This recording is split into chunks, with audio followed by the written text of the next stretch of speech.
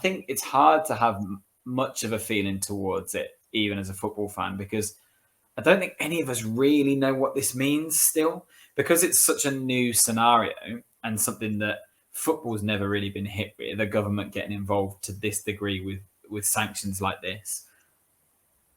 Do any of us know what it means for Chelsea? There are certain things that are being stated, the restrictions are clear, but this situation could be completely resolved in terms of a footballing aspect, at least within a month or two, and then all of a sudden everything's fine again. But there is that fear of, well, what if it's not? The talk of some of the sanctions could have massive implications on Chelsea. There's a real problem at the core of how football is organised. I mean, what does a Chelsea fan want now? Because, I mean, it's a real test of the kind of ownership model that's become quite common in English football. And I think the Chelsea-Newcastle game at the weekend has been dubbed the sports washing derby, which is quite a low point, really, for English football to see two clubs that have been run by mega super rich owners tied to questionable regimes as well, playing each other in English football. Some fans are seeing this as a potential new start for them, maybe a different identity from that of the Abramovich era, something a bit less guilty. I've seen some Chelsea fans saying they do feel genuine guilt about the way they've won trophies over the last few years and the money they've had invested in them and where it's come from and things like that. I don't think you can really feel that way, can you? I mean, it's nothing they can do about it. You still support your team regardless.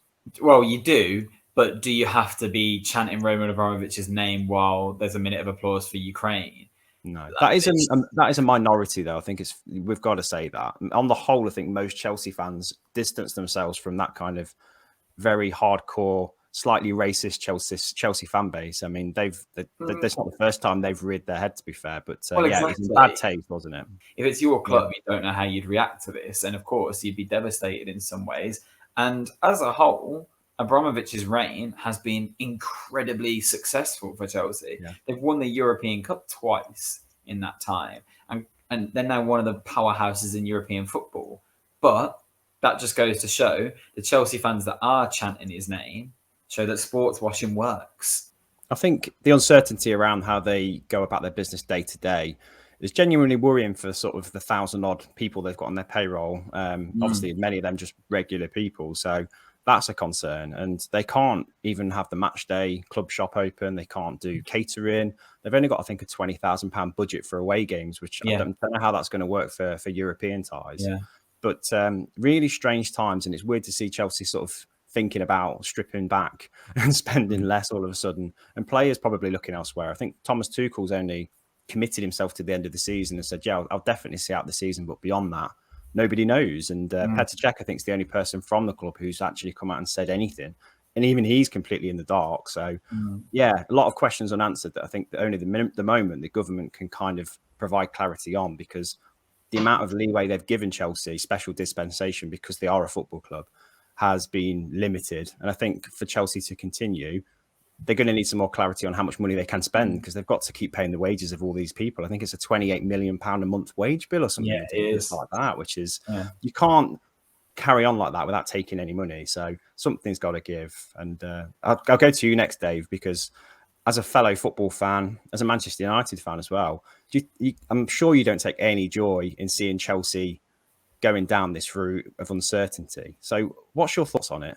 Watching it from the outside, looking in, do you feel concerned for Chelsea? Do you think they'll carry on? What's the future look like in your eyes? Obviously, it's a precarious situation that they're in at the moment. What you say there, Mars, is, bang on, really. I think it's kind of clouded the judgment and fans' morals, really, over, where this money does come from. And we've seen it with Newcastle, the purchase of those, and we've seen fans dressed in, uppers, Saudis in the stands. And I just hope that they're not going to, the club's not going to be willingly sold to kind of just any sort of anybody again. There is only a select few people across the world, realistically, who could take this club on now. Because like you say, Mike, their expenditure is absolutely extortionate. 28 million a month in playing staff wages that's immeasurable to most people's kind of wealth. And who does benefit from a sale of Chelsea? Who gets that money? Who they selling it from, buying it from?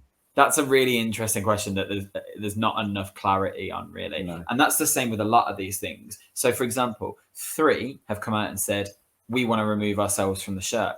The last 2 games I've seen them, have you? Yeah. So I don't know what's happened there with that. There's talk that players are not going to be able to renew their contracts and cannot be sold either.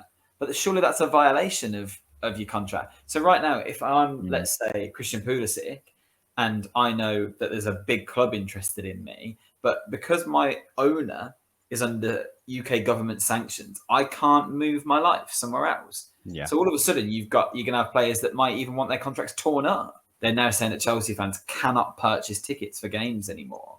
Well, okay, fine. You don't want the club to gain the money, but what about the experience for the young fans who want to go and see their club? Just give them away. Do the right thing.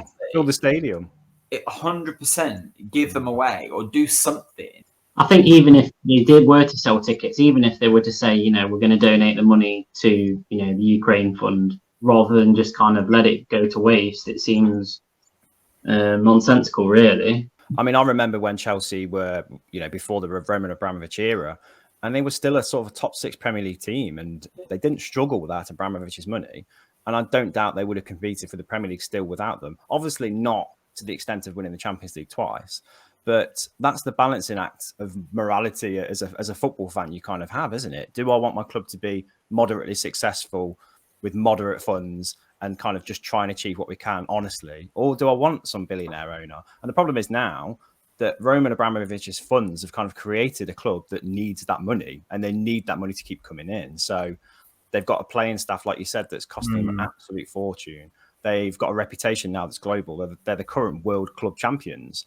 They're current European champions. So they're not going to have somebody come in and buy them on a relatively cheap fee. This is going to be a mega sale, isn't it? Again, because that's what they are now. They're a huge club. The Roman Abramovich Chelsea is a very different identity. So what Chelsea will we see next, I guess? And will we see it in any more of a positive light? It all depends on who buys them. The big difference is the infrastructure is there now in most cases. Obviously, they've not had a chance to improve the stadium, but Abramovich has spent the money. It's there. So things like, look at their academy system. We all moan about how many players Chelsea loan out every single year, but the revenue that then creates by developing and selling those players, that's a model that Chelsea have. Chelsea also have a global reputation now, like you just said, and they also have playing staff already that are big assets at the club. So the next person comes in, as long as they are wealthy, and let's be honest, anyone that's going to be able to buy a club like that they're going to be, they'll be fine.